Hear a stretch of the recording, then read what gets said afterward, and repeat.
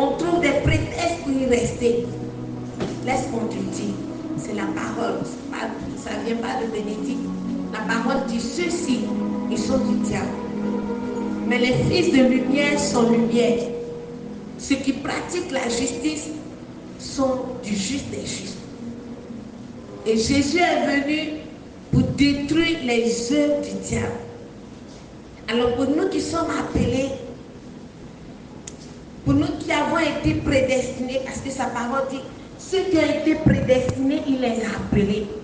Quand il les a appelés, il les a justifiés, pour que ceux-ci partagent sa gloire. Amen. Amen. Donc pour nous qui sommes prédestinés, nous sommes justifiés par le sang de l'agneau. Et la Bible dit que c'est pour détruire les œuvres du diable en nous que Christ est venu sur la terre. C'est à cause de ce péché que tu veux laisser tomber, que tu n'arrives pas à laisser tomber, que Jésus est venu. Il est monté sur la croix. Et la Bible dit que par son sacrifice, il s'est fait malédiction, il s'est fait péché pour que tu sois bénédiction. C'est pour toi et moi que Jésus est venu. Aujourd'hui, j'ai envie de te parler de l'amour de Dieu pour nous. C'est vrai que le texte semble être un peu radical, un peu dur. Mais laisse-moi te dire, au travers de ce texte, c'est de l'amour de Dieu. C'est l'amour de Dieu pour toi et moi. Parce que la Bible dit qu'il a tant aimé le monde qu'il a envoyé son Fils unique, afin que quiconque croit en lui soit sauvé. Donc si tu crois en Jésus, crois que tu es justifié. On t'appelle juste. Alléluia. Amen. Et rien ne peut te culpabiliser, rien ne peut te condamner. Parce que la Bible dit que le document qui t'accusait, le document qui m'accusait, a été déchiré sur le bois de la croix. Et désormais nous sommes appelés justes. Désormais nous sommes appelés à régner dans les cieux avec Jésus-Christ de Nazareth. Alléluia. Donc si dans ta vie, l'ennemi veut faire mentir, il veut faire mentir la parole de Dieu, commence à proclamer que Satan écoute, ça peut détruire tes œuvres dans ma famille, dans ma vie, que Christ s'est manifesté.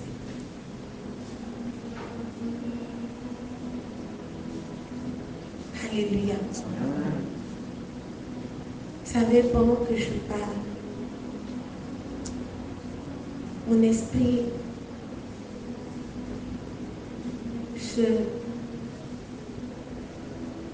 tu es là et tu te dis, c'est même pas la peine. Parce que depuis plusieurs années, je combats cet esprit de mari de nuit, comme on appelle. Mais c'est quand je prie même qu'il vient coucher avec moi. Laisse-moi te dire, Christ est venu pour détruire les œuvres du diable. Le diable était menteur. Le diable était rusé. Continue de croire que tu es délivré. Continue de croire que tu as obtenu déjà ta délivrance depuis le sacrifice de Jésus sur la croix, depuis 2000 ans. Et toi, tu te dis que... Mais on dit que Christ est venu pour détruire les œuvres du diable. Mais j'ai l'impression que je ne peux pas me détacher de ce péché-là, de masturbation. Quand je décide d'arrêter, c'est là même que je n'arrive pas.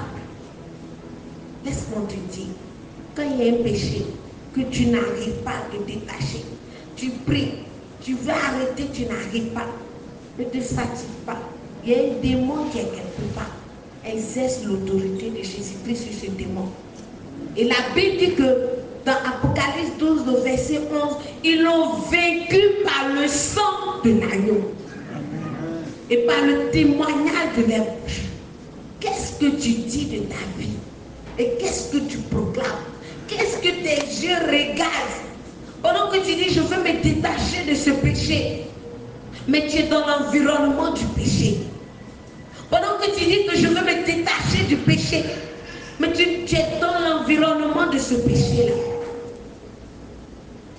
Alléluia. La Bible dit que celui qui pratique la justice est juste.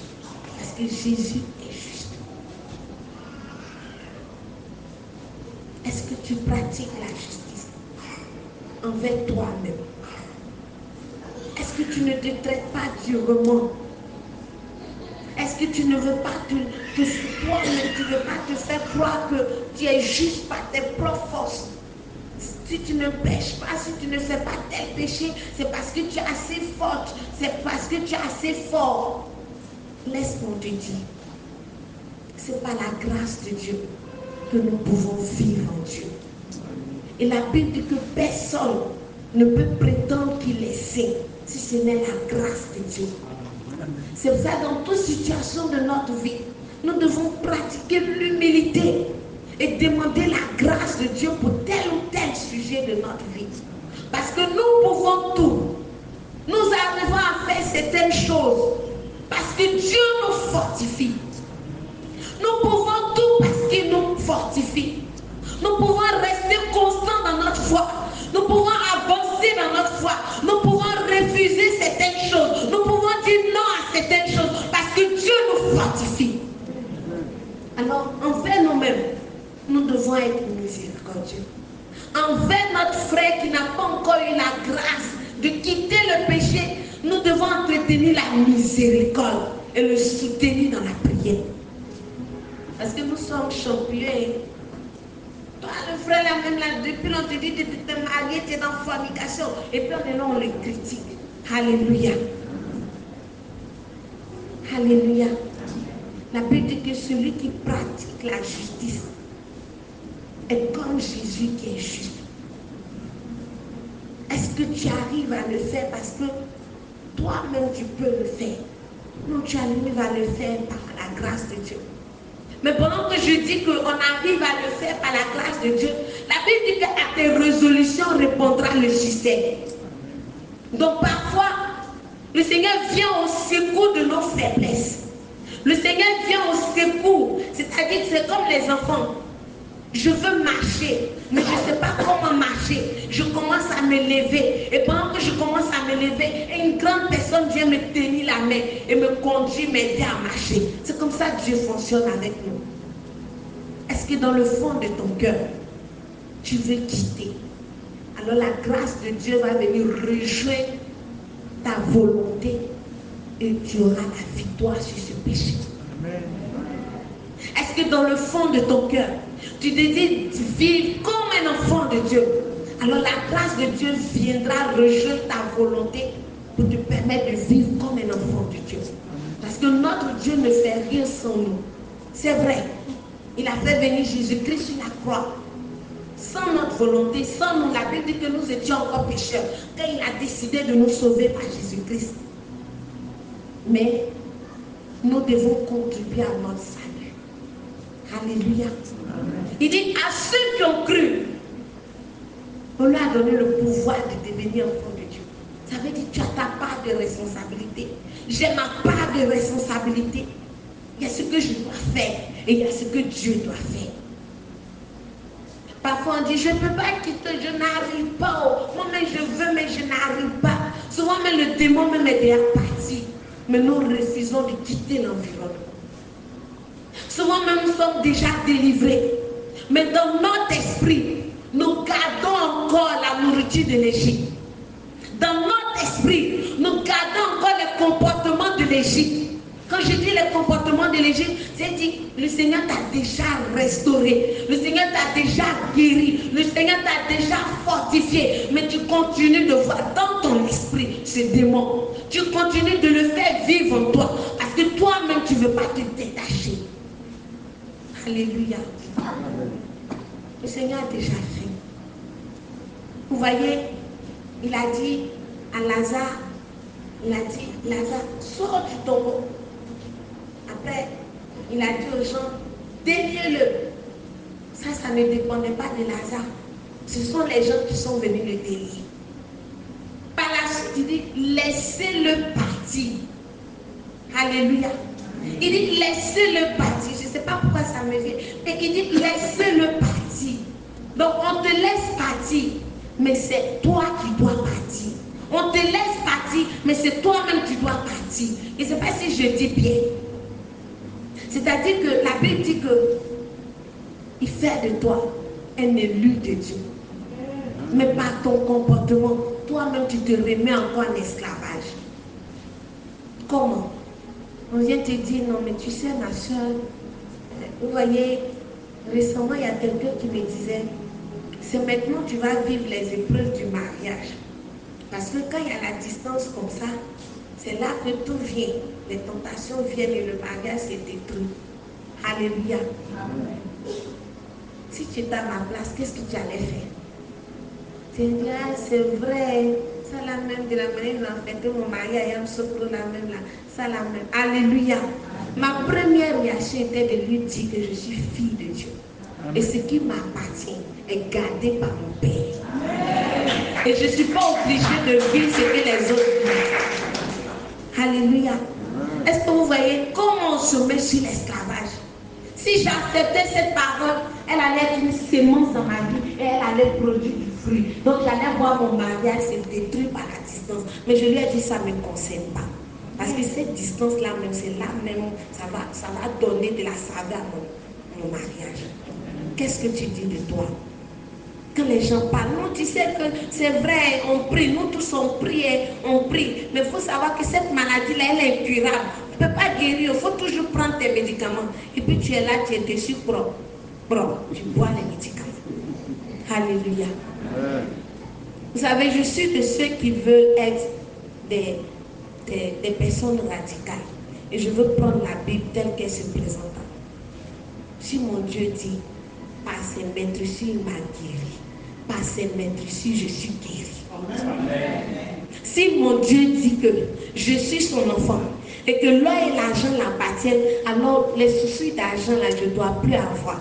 Quand il n'y a rien dans ma poche, je dis à papa, dépêche les anges, ils vont envoyer l'argent parce que ta fille n'a rien. Amen. Est-ce que nous pouvons vivre comme des rachetés? Parce que parfois nous vivons comme des gens qui sont encore sur le jour. Vous voyez, je suis allée avec des amis quelque part. Et je leur disais, moi, si on doit sortir, je ne veux plus qu'on aille dans les petits maquis là, ça ne nous ressemble plus. Ce n'est pas de l'orgueil, mais il faut vivre comme une fille et fils de Dieu. Alléluia. Est-ce que tu es conscient de ton identité d'enfant de Dieu? Et là où on est parti, on nous dit lever à 10 000. Mes frères ont commencé à pleurer. Mais bénévole là seulement à 10 000 qui dit, je brise l'esprit de l'Égypte en vous. Alléluia. Soit tu décides de vivre comme un enfant de Dieu, ou tu acceptes le jour que le diable te tombe. La vie est un choix. La Bible dit que le Christ est venu pour détruire les œuvres du diable. On peut vivre des difficultés, mais notre Dieu ne nous abandonne pas. Amen. On peut vivre des difficultés immenses, des tribulations au fond de notre cœur. On peut vivre des moments difficiles, mais c'est dans ces moments difficiles-là que nous devons proclamer que nous sommes filles et fils de Dieu. Amen. Qui es-tu? Est-ce que tu marches la tête baissée parce que tu n'as pas un Dieu? La Bible dit que le roi a dit, les gens sont venus faire affaire sur Daniel et ses amis. Ils ont dit, si notre Dieu veut, qu'il ne nous délivre pas. Mais nous, on ne va pas fléchir genoux devant la pique de nous sommes. Alléluia. Amen. Si notre Dieu veut, qu'il ne répond pas à nos prières, mais on ne va pas accorder la tristesse à Satan pour qu'il vienne siéger en nous. Si notre Dieu veut, qu'il ne réponde pas, mais on va garder notre cœur dans la joie. Parce que la Bible dit que quand on ait peur de celui qui est capable de tuer l'âme, parce que celui qui tue le corps, il n'est rien. Donc ce qui vient dans ta vie, là, laisse-moi te dire, les difficultés ne sont là que pour tuer ton corps, mais ne laisse pas tuer ton âme. Est-ce que tu me comprends? Ne laisse pas tuer ton âme. Quand je parle de tuer ton âme, c'est quand tu livres même ton âme. Il y a des gens à cause de la pauvreté, ils sont allés signer des pactes avec des démons pour devenir riches. Quelque chose qu'on va laisser ici. La Bible dit que Christ est venu pour détruire les œuvres du diable. Le mois de septembre est un mois spirituellement assez chargé. C'est ça que je veux qu'on soit conscient de notre identité d'enfant de Dieu. Parce que si tu n'es pas conscient de ton identité d'enfant de Dieu, alors tant bien que tu es un prince, tu seras à terre et les esclaves seront sur les chevaux. Alléluia. Tant bien que tu es un prince, tu seras à terre et les esclaves seront sur les chevaux. Parce que tu as refusé de grandir. Parce que j'ai refusé de grandir. La Bible dit que tant que tu resteras un enfant, quelqu'un d'autre va manger ton héritage. Alléluia. Amen. Tant que tu resteras un enfant, tant que tu vas refuser de laisser la parole de Dieu te faire grandir, tant que tu resteras un enfant, quelqu'un d'autre va manger ton héritage. Est-ce que tu peux te tenir debout?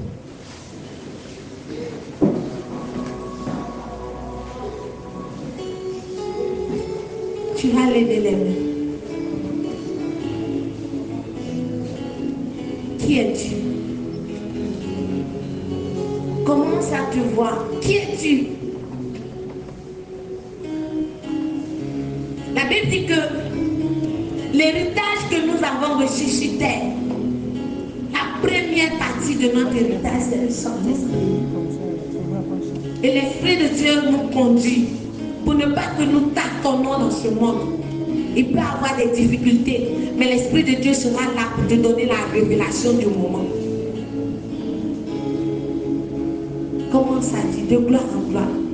Vous savez, nous sommes dans un monde, notre époque, c'est l'époque où Jean, la Bible dit, seuls les violents s'emparent du royaume. Amen. Seuls les violents s'emparent.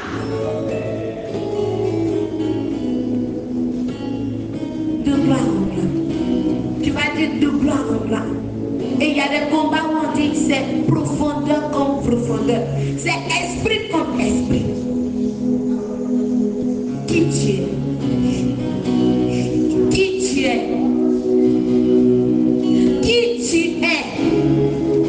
Est-ce que tu peux commencer à répondre à cette question? Qui je suis? Je suis enfant de Dieu. Je